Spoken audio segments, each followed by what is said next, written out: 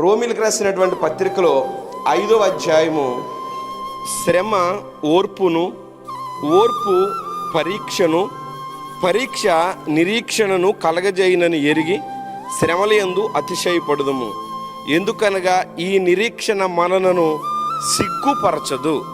ఈ మాట నేను మీకు చూపించాలనేటువంటి ఆ ఉద్దేశం ఏంటంటే, మీరు ఈ యొక్క జనసేన పార్టీ పెట్టిన తర్వాత ఎంతో శ్రమపడ్డారు, ఎంతో కష్టపడ్డారు. ఒక వ్యక్తి ఇన్ని సంవత్సరాలు నిలబడటం అనేది ఇది సామాన్యమైనటువంటి సంగతి కాదు.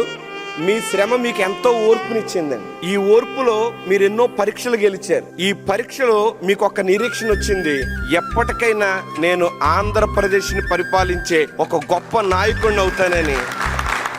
మీకున్నటువంటి నిరీక్షణ ఖచ్చితంగా దేవుడు మీ పక్షంగా మీరు అనుకున్నటువంటి ఆ గొప్ప కార్యం చేయాలని ఎప్పుడు కూడా ప్రార్థన చేస్తాం.